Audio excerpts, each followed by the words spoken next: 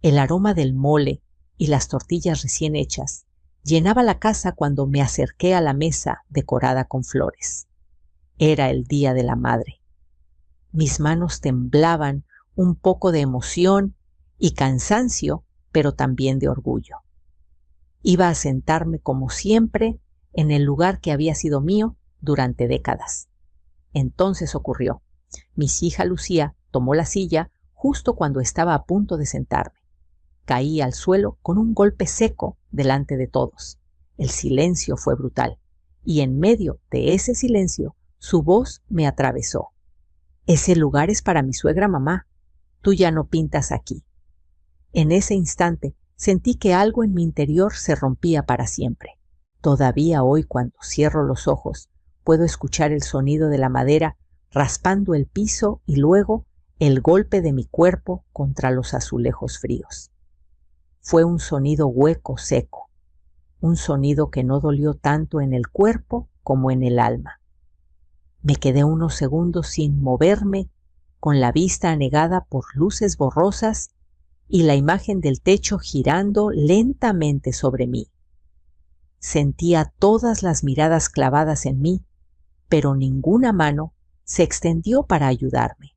El mantel blanco bordado, que yo misma había sacado con cuidado del armario esa mañana, se agitó con una corriente de aire.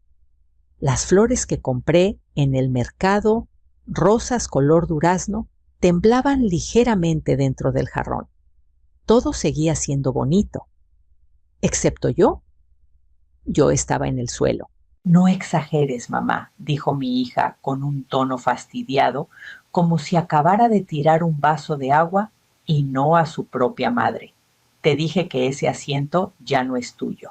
Sus palabras resonaron más fuerte que el golpe contra el piso.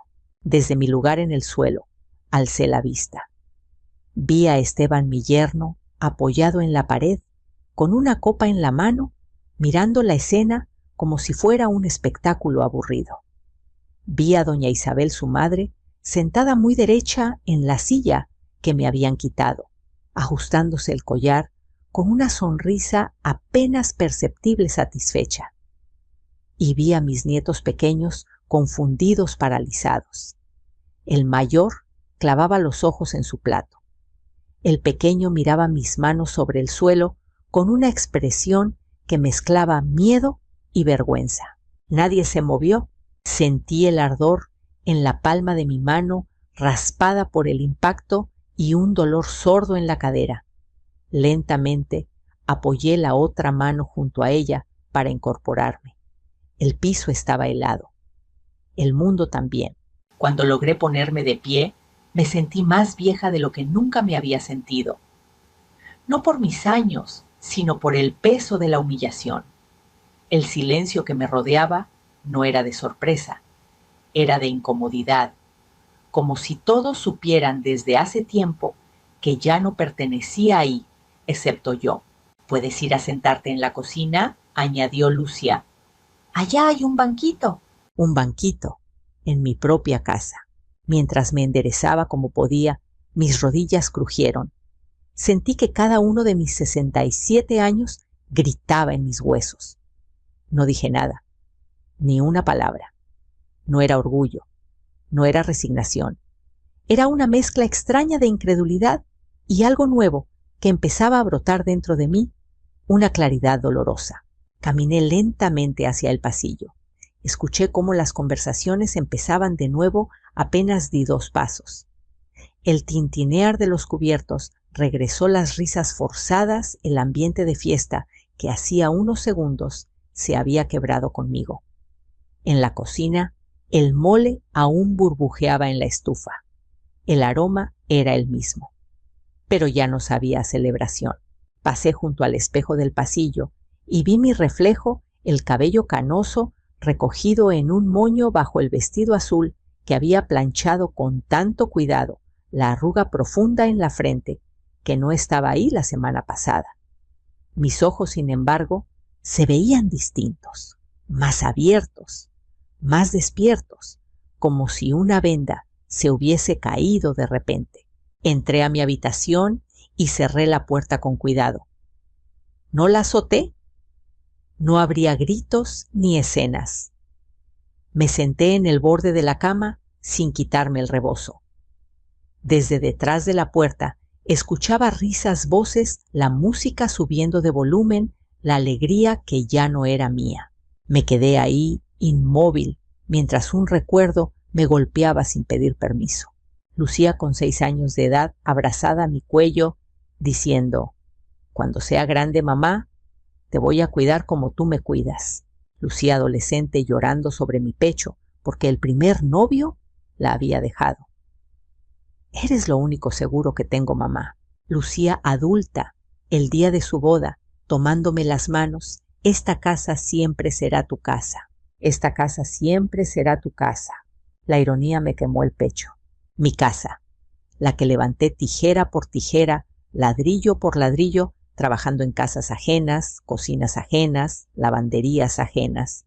La casa que pagué con años de dolor de espalda, con dedos hinchados por el detergente, con noches sin dormir.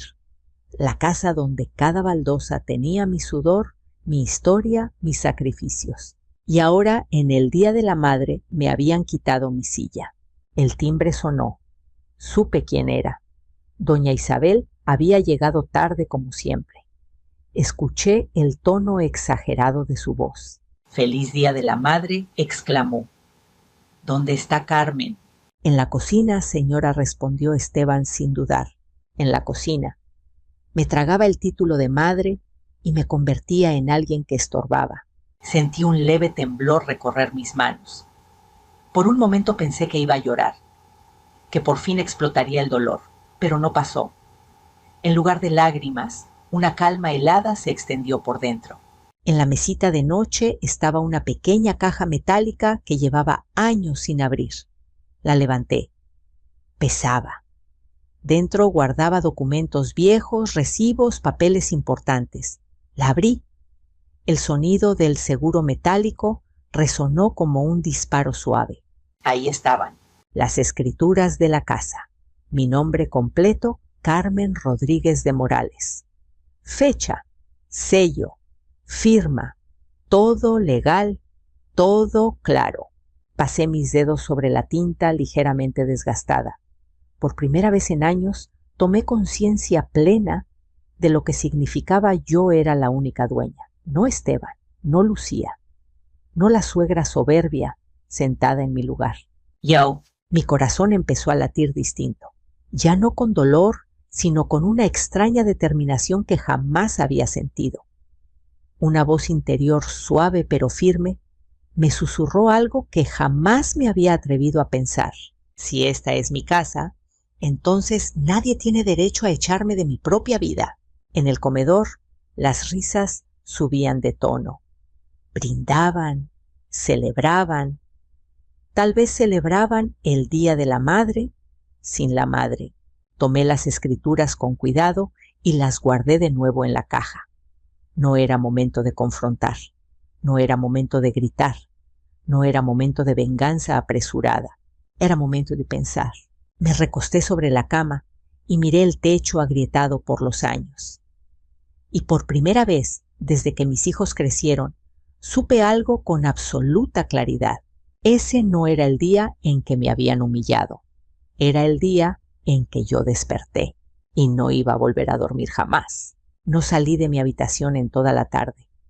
Escuché pasos, risas, el choque de las copas, el sonido de la puerta del refrigerador abriéndose y cerrándose una y otra vez. Cada ruido era como una bofetada suave constante. Yo estaba allí, pero no existía para ellos. O tal vez sí existía, solo que estorbaba. Desde la cama podía ver el rincón donde colgaba un cuadro viejo, una fotografía en blanco y negro que casi nadie notaba. Era yo joven sentada frente a la casa, cuando aún no tenía pintura ni rejas, con un vestido sencillo y las manos llenas de polvo de cemento. Recordé ese día con una claridad dolorosa. Tenía 22 años cuando puse el primer ladrillo de esta casa. No hubo arquitectos ni planos elegantes, solo una libreta manchada, un lápiz mordido y sueños tercos. Mi esposo Ernesto cargaba los materiales. Yo mezclaba el cemento bajo el sol. Nos reíamos a pesar del cansancio. Algún día nuestros hijos correrán por este patio, me dijo una vez, limpiándose el sudor con el antebrazo. Y sí corrieron. Lucía corrió allí con trenzas despeinadas. Dio sus primeros pasos sobre ese mismo suelo donde ahora me habían hecho caer. El sonido de la olla en la cocina me trajo de vuelta al presente. Habían servido el postre. Mi postre favorito, flan con caramelo. Lo sabía porque el olor era inconfundible. Lo había prometido yo misma a mis nietos esa mañana. Les haré flan para el Día de la Madre.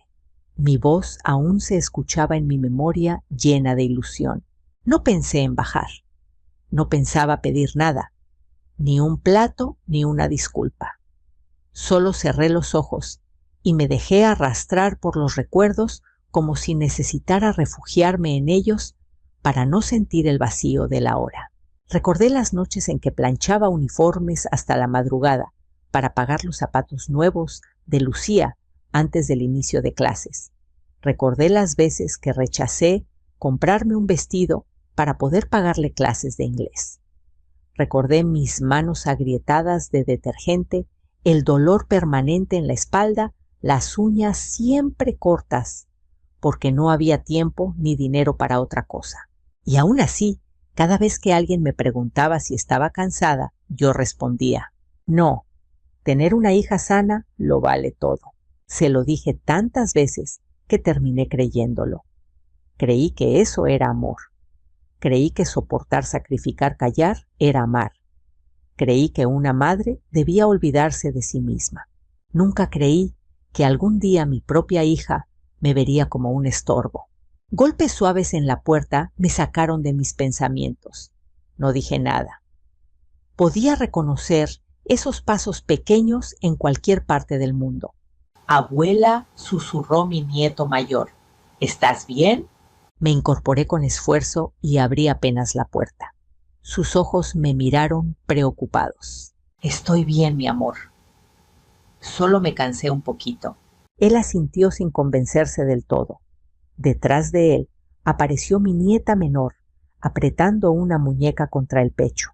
Mamá dice que no debes sentarte allí otra vez, susurró ella, porque ya no es tu lugar. Una punzada atravesó mi corazón. ¿Qué le estaba enseñando Lucía a sus propios hijos? Que una madre puede ser desplazada, que el respeto tiene fecha de caducidad. Sonreí como pude. Pequeña, los lugares cambian, le dije, pero el amor no. Ella frunció el ceño confundida, pero sonrió cuando le acaricié el cabello. Vayan con su mamá. No quiero que se metan en problemas. Cerré la puerta despacio.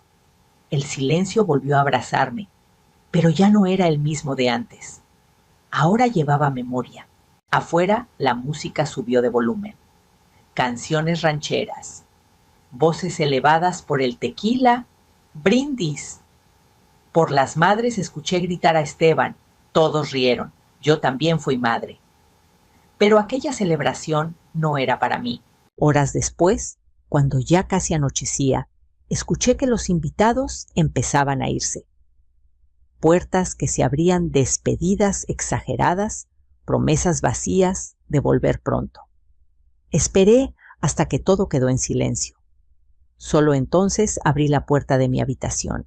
Las luces estaban apagadas en el comedor, pero en la cocina aún quedaba una lámpara encendida. Caminé hacia allá.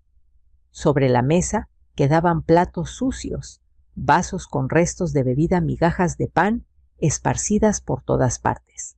En un rincón, casi como un detalle cruel, estaba mi pedazo de flan, intacto. Nadie lo había tocado. Nadie me lo había llevado. Me quedé mirándolo unos segundos, y entonces comprendí que ese pequeño detalle decía más que cualquier palabra. Ni siquiera habían pensado en mí. Me llevé el plato al lavabo y lo tiré a la basura sin probarlo. Mis pasos me llevaron hasta la sala. Mi antigua butaca donde solía leer había sido movida. En su lugar estaba una sillita pequeña, casi ridícula de plástico. Me imaginé allí sentada, apartada, como una invitada más, no como la dueña de ese hogar. Una náusea silenciosa me recorrió. Subí la mirada hacia las paredes. Cada esquina tenía mi historia, pero ya no mi presencia. Ya no soy madre. Aquí susurré en voz baja, probando las palabras. Soy un mueble viejo que quieren esconder. La frase me asustó, no porque fuera triste, sino porque era cierta. Esa noche apenas dormí. Me dolía la espalda por la caída, pero más me dolía el recuerdo de la voz de Lucia repitiendo, ese lugar ya no es tuyo. Horas antes del amanecer me levanté. La casa estaba envuelta en un silencio pesado. Caminé descalza hasta el pequeño altar en un rincón del salón donde tenía una vela y una imagen de la Virgen. La encendí. La pequeña llama tembló como si también tuviera miedo. Si ya no soy madre en esta casa, dime entonces quién soy, murmuré. Fue entonces cuando algo se ordenó dentro de mí con una claridad inesperada. Yo sabía quién era. No era la invitada, no era la anciana inútil, no era la mujer a la que podían empujar al suelo sin consecuencias. Yo era la mujer que había construido ese techo, la que había sostenido a todos, la que había puesto su vida en esas paredes. Y aquella conciencia, por primera vez, no dolió. Me hizo más fuerte. Regresé a mi habitación. Abrí la caja metálica una vez más. Saqué las escrituras, las volví a mirar bajo la luz suave del amanecer. El nombre seguía allí, firme, claro, indiscutible. Mi nombre, Carmen Rodríguez de Morales. Una madre, la dueña. Y desde ese momento, una mujer que ya no iba a callar jamás. Me senté en el borde de la cama y por primera vez, desde la humillación, una decisión empezó a tomar forma concreta en mi mente. No era rabia, no era venganza inmediata. Era algo más frío, más calculado, más justo. Y supe, sin lugar a dudas, que Lucía y los suyos aún no entendían una cosa muy importante. El peor error que habían cometido no fue quitarme una silla. Fue hacerme recordar quién era yo de verdad. Desde aquel día de la madre, algo cambió en la forma en que caminaba por mi propia casa. Los pasillos que alguna vez fueron refugio empezaron a sentirse como corredores ajenos cargados de miradas invisibles y juicios silenciosos. Cada crujido de la madera bajo mis pies parecía recordarme que ya no pertenecía allí, aunque esa casa llevara mis años impresos en cada pared. A la mañana siguiente bajé temprano a la cocina, con la misma costumbre de siempre. El sol apenas comenzaba a asomarse, lanzando una luz pálida y dorada a través de la ventana. Me moví con cuidado, adolorida aún por la caída, buscando mi taza favorita, la blanca, con una pequeña flor azul en el borde regalo de Lucía cuando era adolescente. La busqué en el estante de siempre, pero ya no estaba. En su lugar había una colección de tazas nuevas relucientes con diseños modernos que nunca había elegido. Fruncí el ceño. Abrí otro gabinete. Mis platos de cerámica, aquellos que compré en un mercado artesanal en Oaxaca, habían desaparecido también. En su sitio, vajilla impersonal fría sin historia. Los movimos, mamá, dijo la voz de Lucía detrás de mí, sobresaltándome. Ocupaban mucho espacio. Me giré lentamente. ¿Y dónde están mis cosas? En una caja. En el cuarto pequeño del fondo, respondió sin mirarme, revisando su teléfono. Ahí no estorban. No estorban. Yo tampoco, al parecer. Asentí en silencio y tomé una taza cualquiera. El café sabía distinto. O tal vez era yo la que ya no sabía igual.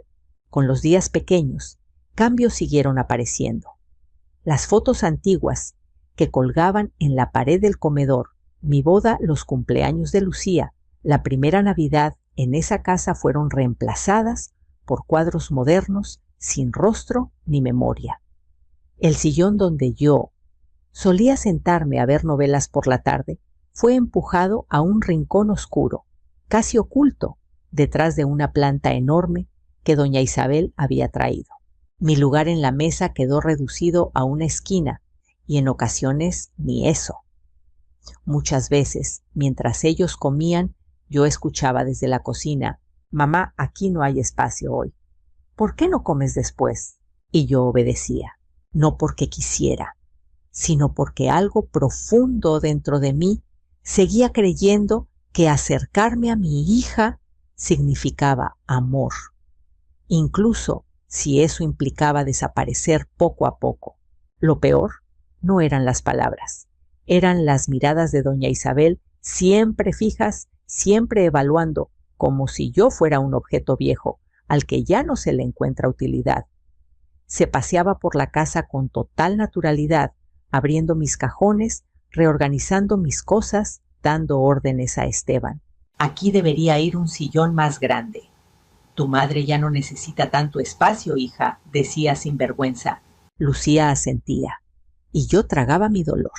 Una tarde, mientras barría el patio, escuché a doña Isabel hablando con una vecina por encima de la reja.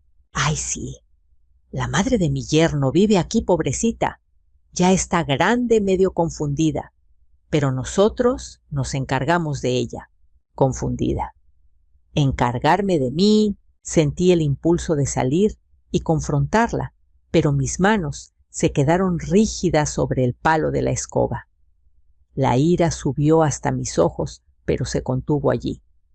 Estaba empezando a entender algo importante. No querían cuidarme, querían controlarme.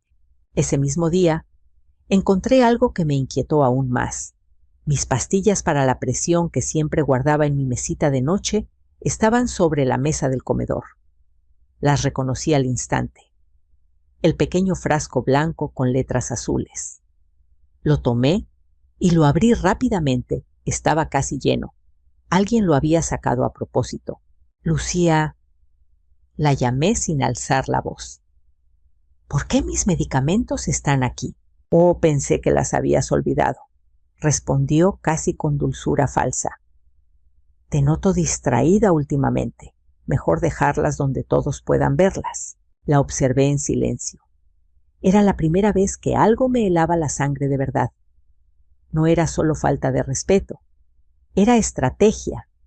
Estaban construyendo una imagen de mí, una imagen frágil, confusa, incapaz. «Yo sé muy bien dónde guardo mis cosas», respondí al fin, con una calma que la desconcertó un poco. Aquella noche escuché a Esteban y a Lucia hablar en su habitación. Las paredes eran delgadas. «La gente empieza a notarlo». «Amor», dijo él en voz baja, «que se le olvidan las cosas, que está rara». «Eso es bueno», respondió ella. «Más fácil será cuando todo quede a nuestro nombre». Sentí un vacío en el estómago. Todo quedaría a su nombre. Esa frase no era imaginación, era un plan. Me recosté en la cama sin encender la luz. En la oscuridad recordé cada gesto de los últimos meses, los cambios en la casa, los murmullos detrás de las puertas, las miradas de doña Isabel. Todas las piezas empezaron a encajar de una forma escalofriante. No solo querían mi lugar en la mesa, querían mi casa, mi vida, mi nombre. Al día siguiente me atreví a salir al pequeño porche para tomar aire. La vecina, la señora Maribel, regaba sus plantas al verme. «Buenos días, Carmen», dijo con una sonrisa amable. «¿Cómo está? Hace días no la veo caminar por aquí». Bien, respondí intentando sonreír. Algo cansada nada más.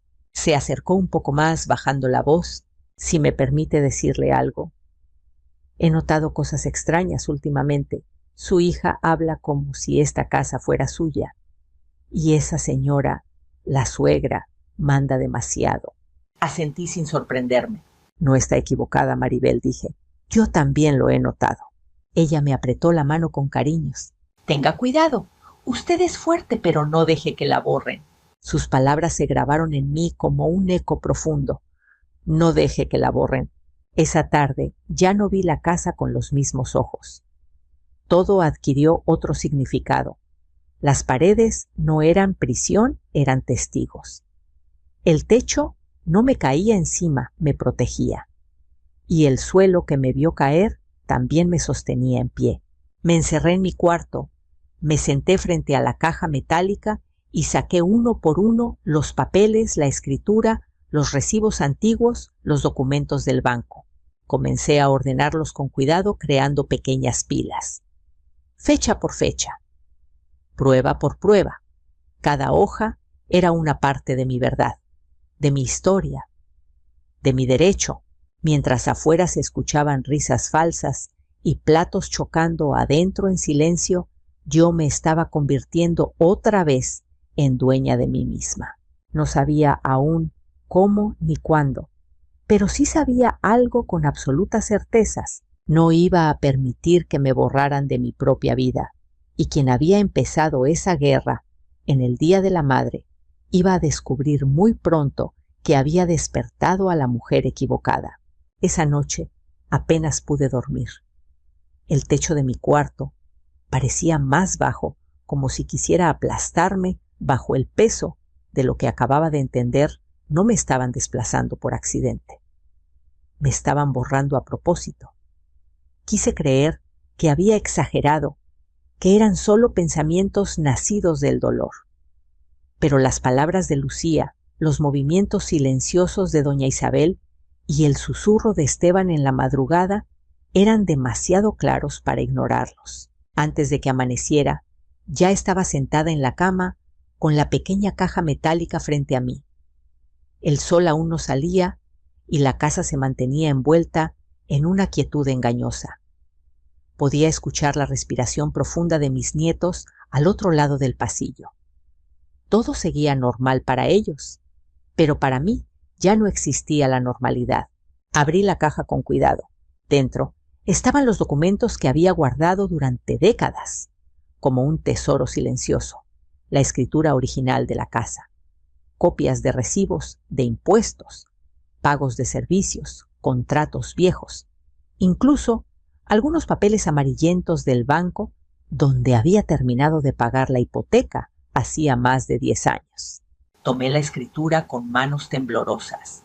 La leí lentamente, como si cada palabra fuese una reafirmación de mi existencia. Carmen Rodríguez de Morales, propietaria única de la vivienda ubicada en mi nombre, mi casa, mi derecho. Una sensación extraña me recorrió, algo similar a cuando descubrí por primera vez que estaba embarazada de Lucía, miedo mezclado con fuerza, incertidumbre, con determinación. Cerré los ojos un instante y apoyé la frente contra el papel. Nadie te va a quitar lo que es tuyo, me dije en voz baja, con un tono que no uso desde hace años. Guardé copias de los documentos en un pequeño bolso y esperé hasta que la casa despertara. Cuando escuché la ducha de Lucía y el ruido de la cafetera, supe que podía salir sin levantar sospechas. ¿A dónde va Carmen?, preguntó doña Isabel. Apenas me vio cruzar la sala con mi bolso en el hombro. A hacer un mandado, respondí sin mirarla. Cosas personales. Ella alzó una ceja, pero no insistió. Salí a la calle sintiendo el aire fresco en el rostro. El mundo seguía girando, como siempre, vecinos barriendo sus banquetas, niños caminando hacia la escuela, el perro de la casa de enfrente ladrando perezosamente. Nadie sabía que yo estaba empezando a luchar por mi propia vida. Caminé hasta la parada del autobús y subí lentamente. El trayecto hacia el banco me pareció más corto que nunca.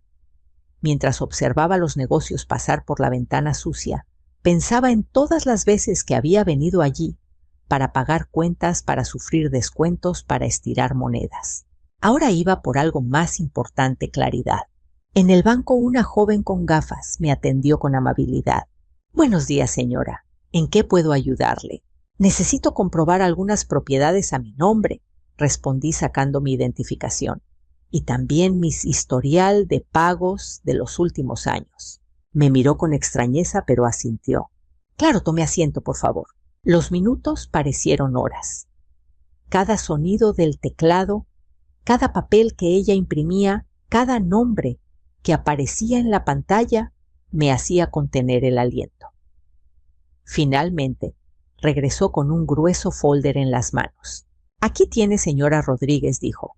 Según nuestros registros, usted es la única propietaria registrada de la vivienda. Además, no hemos registrado ningún depósito por concepto de renta de parte de ningún familiar en los últimos 3 años. La miré fijamente. ¿Está completamente segura? Completamente, respondió con firmeza.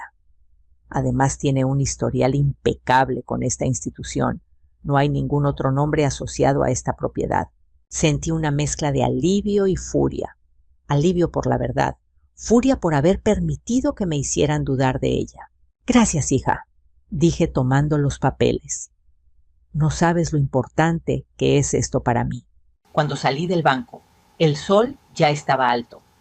Me senté un momento en una banca de la plaza cercana y miré mis manos gastadas, arrugadas, pero aún firmes.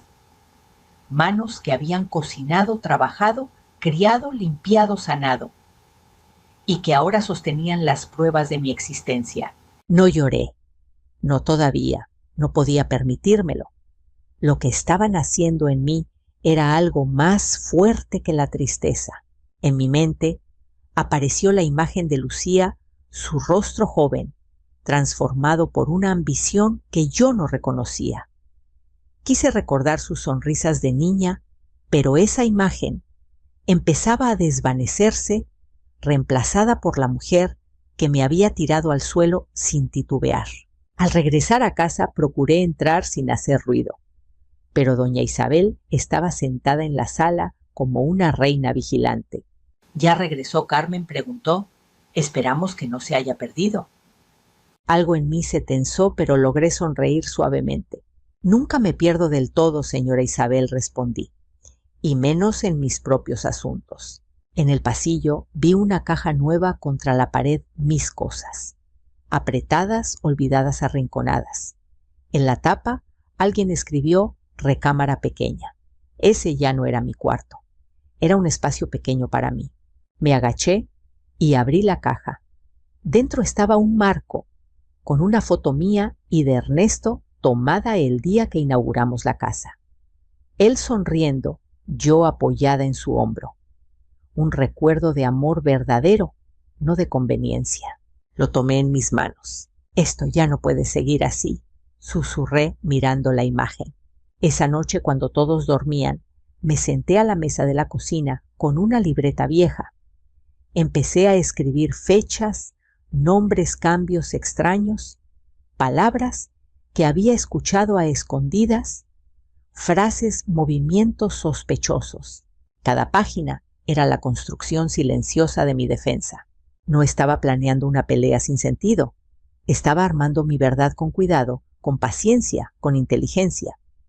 Como cuando en mis años jóvenes ahorraba de a poquito para levantar una pared más de la casa.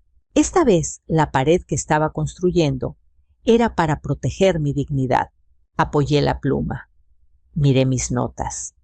Vi mi nombre repetido una y otra vez en cada documento. Y comprendí algo que me llenó el pecho de una fuerza inesperada. No estaba recuperando una casa. Estaba recuperando a la mujer que fui y que jamás debí perder. Durante los días siguientes me moví por la casa como un fantasma silencioso. Caminaba despacio, hablaba poco, asentía cuando me daban órdenes. Por fuera seguía siendo la misma Carmen callada, la madre que todos daban por sentada. Pero por dentro, cada minuto, era cálculo, memoria, decisión. Ya no actuaba desde el dolor, sino desde la claridad. Todas las noches, cuando los demás se iban a dormir, volvía a sentarme en la mesa de la cocina con mi libreta. La abría con cuidado como si fuese un diario prohibido y añadía una nueva fecha, un nuevo detalle. 12 de mayo. Lucía cambió las cerraduras del patio sin decirme nada. 14 de mayo. Doña Isabel ordenó retirar mis plantas. 17 de mayo.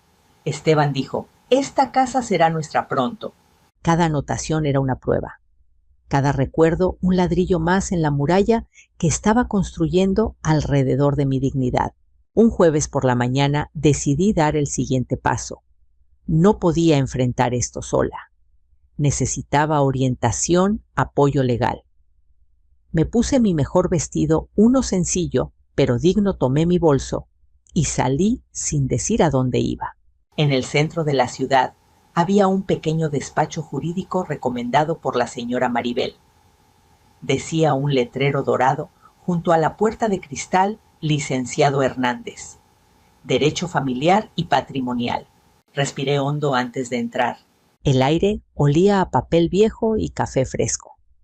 Un hombre de unos 50 años, de lentes delgados y ojos atentos, levantó la vista cuando me vio. «Buenos días, señora. ¿En qué puedo ayudarla?» «Necesito hablar de mi casa», le respondí sin rodeos. «De lo que es mío». Me pidió que tomara asiento.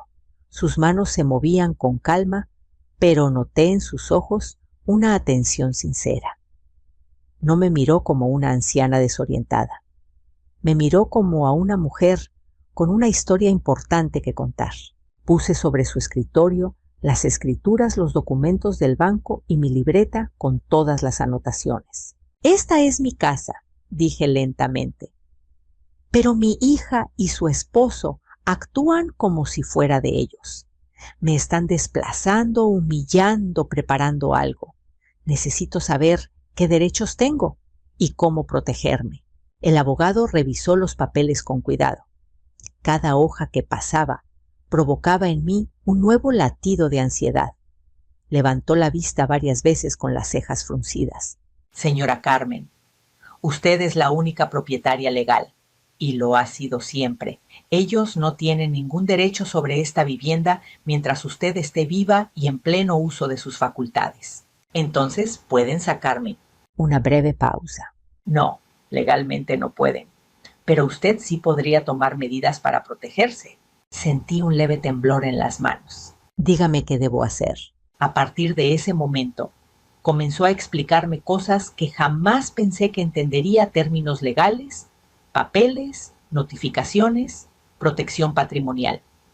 Pero él hablaba con claridad, sin condescendencia, y yo escuchaba con la determinación de quien sabe que su vida depende de ello. «Tiene dos caminos principales», me explicó. «El primero es dar un aviso legal donde quede establecido que ellas viven ahí bajo su permiso, no como propietarias. El segundo es crear un fideicomiso». Fruncí el ceño. ¿Un qué? Un fideicomiso. Básicamente, usted transfiere la casa a una figura legal en vida, donde usted sigue siendo dueña y administradora, pero deja claro quién será el beneficiario cuando usted ya no esté. Protege su patrimonio de abusos y de malas intenciones. Tragué saliva. ¿Y mi hija? Si usted no la nombra beneficiaria, la casa no será de ella, aunque sea su hija. Sus palabras cayeron pesadas, pero necesarias. Durante muchos años creí que la casa era para Lucía, que algún día sería su herencia. Pero ¿qué clase de hija humilla a su madre y conspira contra ella en su propia mesa? «No quiero venganza», dije después de un silencio. «Quiero paz, y quiero que quede claro que nadie puede maltratar a una madre y quedarse con su vida como premio». El licenciado asintió lentamente. «Entonces hará lo correcto, y deberá hacerlo con calma, con precisión, sin que nadie sospeche». De camino a casa esas palabras retumbaban en mi mente sin que nadie sospeche, y así lo hice. Frente a Lucía sonriente, frente a Esteban obediente, frente a doña Isabel sumisa. La actuación me dolía, pero también me fortalecía. Cada sonrisa fingida era un paso más hacia mi verdad. En las noches comencé a reunir en un sobre todos mis documentos importantes: acta de nacimiento, credencial, escrituras comprobantes, notas del banco, libretas de ahorros. Lo escondí bajo una tabla suelta que yo misma conocía desde hacía años. Una madrugada, mientras todos dormían, bajé a la sala oscura. Caminé hasta el centro de la habitación, justo en el lugar donde me habían hecho caer Aquel día de la madre. Miré el suelo como si pudiera hablar. Aquí empezó todo, susurré. Pero aquí también va a terminar. No con violencia, no con gritos, no con odio. Terminaría con justicia. Día tras día, Lucía y su esposo se hacían más confiados. Planeaban cambios. Hablaban de remodelaciones. Elegían colores para las paredes como si la casa ya fuera suya. Yo escuchaba en silencio desde la cocina mientras mis manos seguían trabajando. Mis ojos seguían observando y mi mente seguía preparando. Una tarde escuché algo que confirmó mis peores sospechas. En cuanto mamá firme esos papeles, todo quedará arreglado, dijo Lucía. ¿Y si no quiere firmar?, preguntó Esteban. Va a querer. Se le olvida todo, está cansada. Solo hay que insistir. El pulso se me aceleró, pero me mantuve invisible detrás de la puerta. No estaba asustada. Estaba lista. Esa misma noche anoté en la libreta: ya no hay duda, lo quieren todo. Y debajo escribí un solo pensamiento con letra temblorosa, pero decidida. No firmaré mi propio olvido. La guerra seguía siendo silenciosa, pero el arma ahora estaba en mis manos. El 21 de mayo amaneció con un silencio extraño, demasiado perfecto. El sol me despertó antes que el despertador, colándose por la cortina raída de mi cuarto, con una claridad casi solemne. Sentí el mismo cosquilleo que se siente antes de un gran acontecimiento, como cuando el médico entra con un sobre en la mano, o cuando esperas una llamada que puede decidirlo todo. Ese día, sin que Lucía lo supiera, el licenciado Hernández había programado la notificación oficial. No en una oficina, no por correo, no con palabras bonitas. Sería en mi casa, la misma casa donde durante semanas me habían tratado como una extraña. Me levanté con lentitud, me lavé el rostro, me miré al espejo durante un largo momento. La mujer que me devolvía la mirada ya no era solo una madre cansada. Había algo nuevo. En sus ojos, firmeza, decisión, una serenidad que da el haber elegido no agacharse más. Cuando salí al pasillo, la casa ya empezaba a despertar.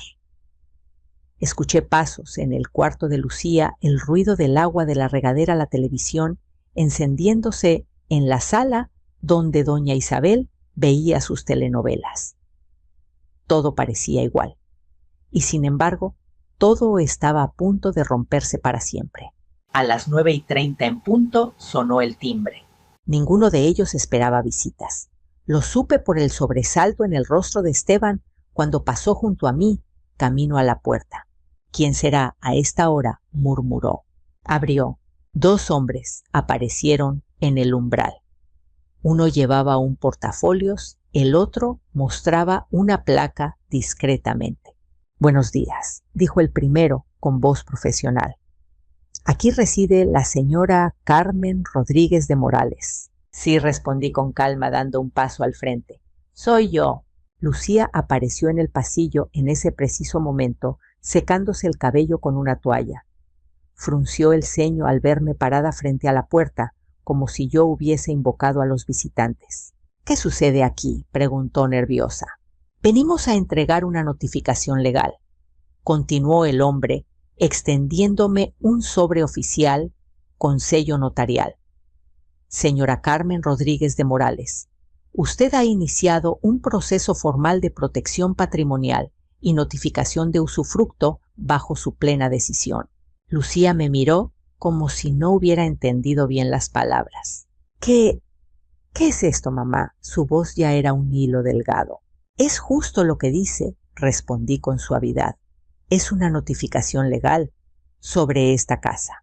Esteban salió del comedor confundido con una taza de café en mano. ¿Qué clase de broma es esta?, alzando la voz. Esta casa es de mi esposa. El hombre lo miró brevemente. Se equivoca, señor. Según el registro público de la propiedad, la propietaria absoluta de este inmueble es y siempre ha sido la señora Carmen Rodríguez de Morales. El documento que sostenemos aquí confirma que ella ha trasladado y protegido legalmente El título: Bajo un fideicomiso en vigor desde el día de ayer. El silencio cayó como una losa. Doña Isabel dejó escapar un pequeño jadeo desde el sofá. ¿Fideicomiso?, repitió Lucía con ojos desorbitados. ¿Qué significa eso? Esta vez fui yo quien habló. Significa que ya no pueden tocar esta casa, que he protegido mi propiedad, que no habrá herencia para quienes creen que el respeto se compra con gritos. Significa que aunque yo falte un día, esta casa no les pertenecerá. ¿A quién entonces es estalló Esteban dando un paso hacia mí? Respiré profundamente. A nadie de los que me humillaron, respondí. El beneficiario será una fundación para mujeres abandonadas y personas mayores. La misma clase de personas que ustedes estuvieron a punto de convertirme. Lucía llevó las manos a su boca. «¡Eso no es justo!», gritó. «Soy tu hija». «¿Fuiste mi hija?», contesté sin elevar la voz. Pero una hija no tira al suelo a su madre frente a otras personas.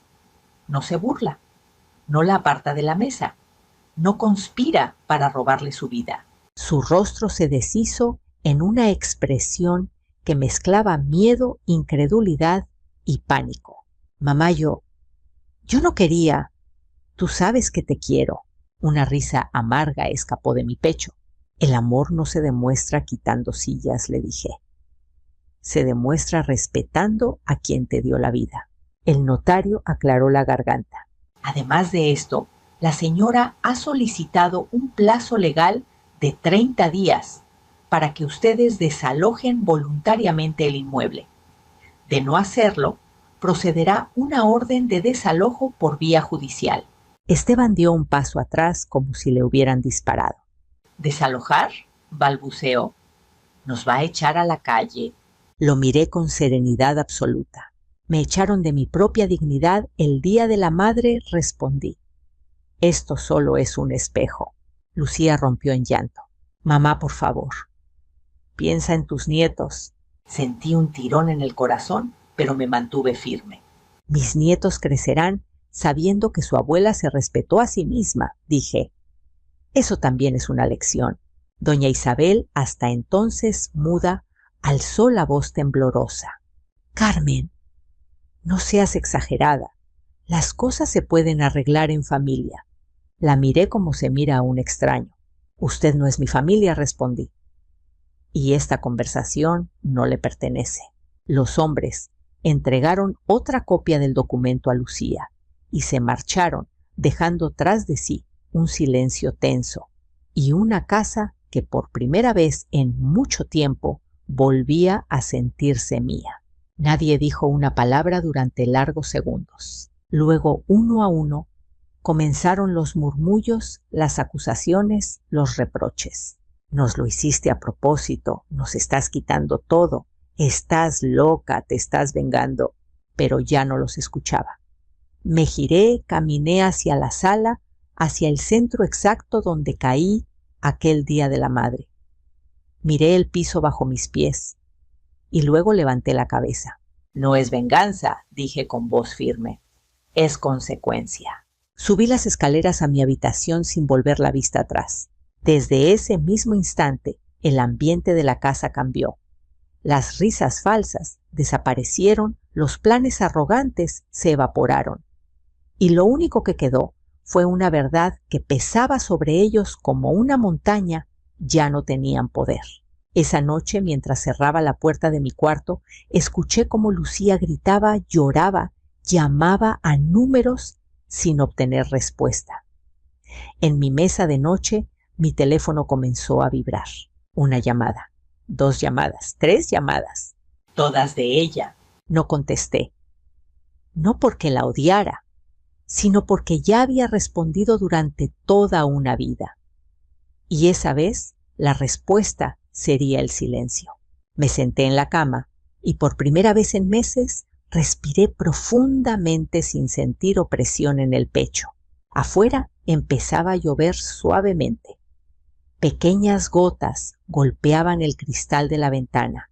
El mundo seguía, la vida seguía, Pero ahora lo hacía bajo mis propias reglas. Los días siguientes fueron los más extraños de mi vida. No hubo gritos directos contra mí, ni platos rotos, ni insultos, como en las telenovelas que doña Isabel veía cada tarde. Hubo algo peor. Un silencio denso, incómodo, lleno de miradas venenosas y pasos medidos con cuidado. Lucía ya no me hablaba. Si tenía que pasar junto a mí en el pasillo, apretaba los labios y desviaba la mirada. Esteban se movía por la casa como si yo no existiera, azotando puertas, murmurando maldiciones al teléfono, buscando abogados que le dieran una solución milagrosa que no llegaba nunca. Y yo caminaba más recta que nunca. Era curioso. Mi espalda seguía doliendo por la caída del Día de la Madre, y mis rodillas no eran las de antes, pero algo dentro de mí se había enderezado. Ya no sentía vergüenza, ya no pedía permiso para respirar.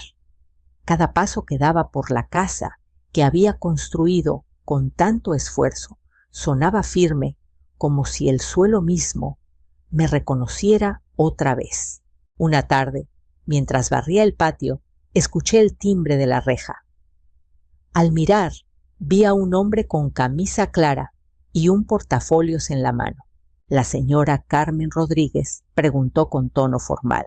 Soy yo. Vengo de parte del licenciado Hernández.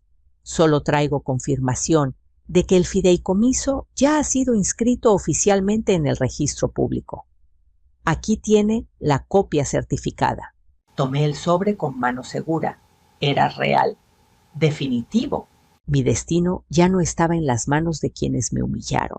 Esa noche, Lucía golpeó mi puerta por primera vez desde el día de la notificación.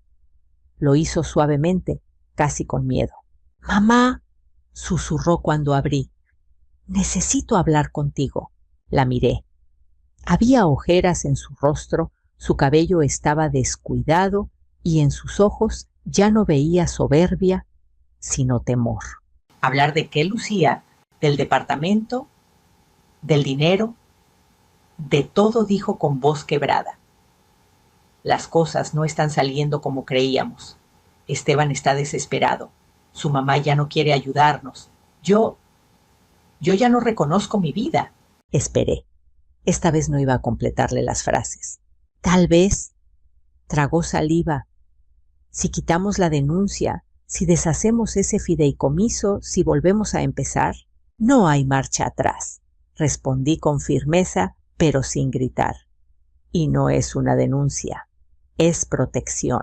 Sus hombros cayeron. Tú eras todo lo que teníamos. No la corregí. Yo era lo que ustedes tenían para usar. Vi cómo su rostro se quebraba. Sus lágrimas cayeron por fin sin esconderlas. Me equivoqué, mamá. La miré en silencio unos segundos. El amor de madre no desaparece, pero tampoco puede permitir que lo destruyan. Si te equivocaste, dije suavemente. Y no solo conmigo, también contigo misma. Lucía levantó el rostro lentamente. ¿Me vas a perdonar? La pregunta quedó suspendida en el aire. No era una súplica perfecta, no era una disculpa completa. Era una mezcla de miedo por perderlo todo y un poco de dolor verdadero. El perdón no es una llave para volver a entrar, respondí. Es un proceso y empieza cuando aceptas las consecuencias. Cerré la puerta con suavidad, no con odio, sino con límites. Los siguientes días comenzaron las mudanzas. Cajas arrastrándose por el piso. Bolsas negras de basura llenas de ropa. Susurros apresurados. Esteban hablaba por teléfono de préstamos de amigos que no podían ayudar de trabajos extra. Yo seguía mi rutina, regar las plantas, preparar mi té, escuchar las noticias de la mañana. Recuperé mi sillón favorito, aquel que habían movido para poner a doña Isabel frente al televisor. Volví a colgar mi cuadro de la Virgen en la pared principal de la sala. La casa empezó a oler otra vez a mí, a Yasmín, a canela, a tiempo verdadero. El día 30 llegó sin ceremonia, el último día que la ley les concedía en mi hogar. A las 8 de la mañana, Lucía salió con una maleta en cada mano. Mis nietos la seguían en silencio. Me detuve frente a ellos. «Vengan aquí», les pedí. Se acercaron lentamente. «Quiero que recuerden algo», les dije con voz clara. «Yo los amo. Pero nunca permitan que nadie les falte al respeto, ni siquiera si ese alguien ama». Ambos asintieron con los ojos grandes y confundidos. Lucía solo me miró una vez más antes de subir al auto. Esta vez no dijo nada, no pidió nada. Parecía más pequeña, más humana. Esteban cerró el último portazo. El motor del coche se encendió. Las ruedas giraron. Y por primera vez en mucho tiempo, mi casa quedó en silencio real. No un silencio triste, un silencio limpio. Caminé por cada habitación, tocando las paredes, las puertas, recordando cada año vivido ahí. Donde antes había gritos, ahora había calma. Donde antes había desprecio, ahora había aire. Esa misma tarde el teléfono vibró. Un número desconocido. Contesté. «Señora Carmen». «Sí», le habla Ana de la Fundación Renacer. «Recibimos la notificación del fideicomiso que usted ha establecido a nuestro favor. Queríamos agradecerle personalmente. Su generosidad ayudará a muchas mujeres mayores que no tienen voz». Cerré los ojos. «Entonces valió la pena», susurré. Colgué y una paz profunda me envolvió. No era venganza lo que sentía, era justicia, era dignidad. Esa noche me senté frente a la mesa donde todo comenzó. La misma mesa donde me quitaron la silla. Pero ahora no había nadie más sentado. Solo yo en la cabecera, en silencio, en paz. Y también puedes apoyarme directamente usando el botón Super Thanks. Tu apoyo significa muchísimo para mí. Los quiero mucho y nos vemos en el próximo video